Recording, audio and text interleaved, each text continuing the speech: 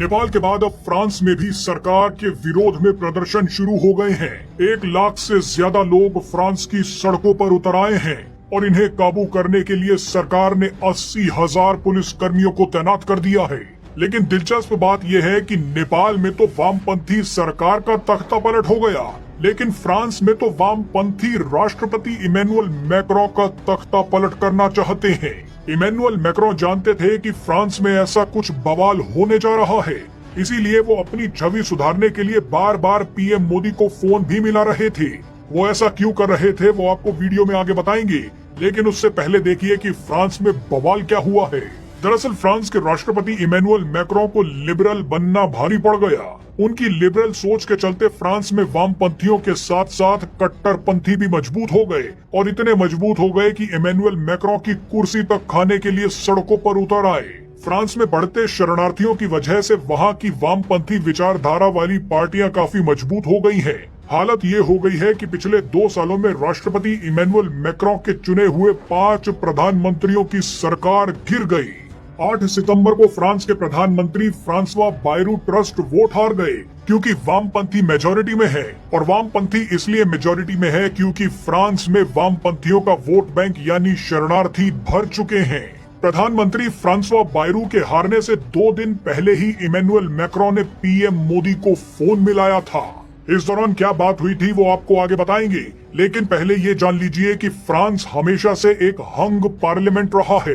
France की राजनीति में बजट हमेशा से टकराव का बड़ा कारण रहा है और इस बार भी बजट ने ही इमैनुअल मैक्रों की मुश्किलें बढ़ा दी। सत्ता खो चुके प्रधानमंत्री बायरू ने कुछ दिन पहले ये बताया था कि 2026 में उनकी और इमैनुअल मैक्रों की सरकार कैसा बजट पेश करेगी। बायरू का कहना था कि देश का कर्ज अब बहुत ज्यादा बढ़ चुका है, इसे कंट्रोल करने की जरूरत है।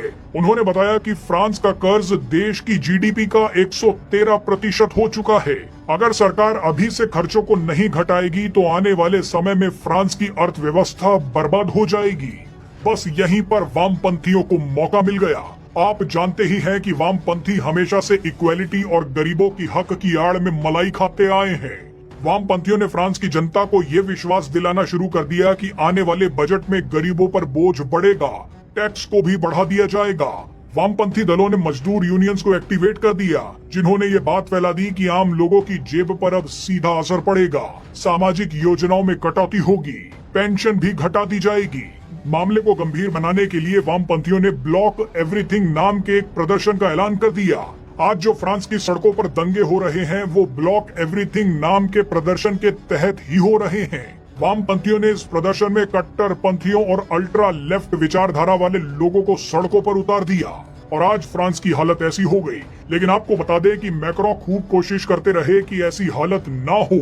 इसके लिए मैक्रों ने अपनी छवि सुधारने और अर्थव्यवस्था को बचाने के लिए खूब काम किया। लगातार पीएम मोदी से बात करते रहे, यूरोपीय नेताओं का लीडर बनने की कोशिश करते रहे।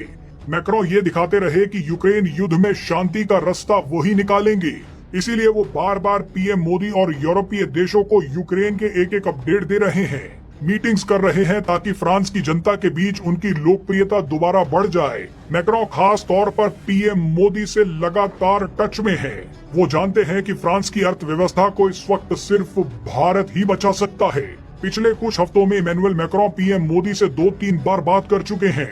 मैक्रों लगातार पीएम मोदी से यूक्रेन और व्यापार डील पर बात कर रहे हैं। वो ट्वीट करके एक चीज बता भी रहे हैं ताकि फ्रांस की जनता को पता चल जाए कि वो वैश्विक और आर्थिक मुद्दों पर लगातार काम कर रहे हैं। कुछ दिन पहले मैक्रों ने बताया कि उन्होंने पीएम मोदी से व्यापार को लेकर बात की है। उन्होंने बताया कि भारत इस साल ब्रिक्स समूह की मेजबानी कर रहा है। ऐसे में फ्रांस व्यापारिक मुद्दों पर भारत के साथ रहेगा। फ्रांस जानता है कि इस वक्त दुनिया की अर्थव्यवस्था में ब्रिक्स देशों का सबसे बड़ा योगदान है और यही चीज फ्रांस को बचा सकती है। खुद यूरोपियन यूनियन भी भारत के साथ फ्री ट्रेड एग्रीमेंट करना चाहती है। अब आप ही सोचिए कि फ्रांस और पूरे यूरोप के लिए भारत कितना महत्वपूर्ण बन गया है।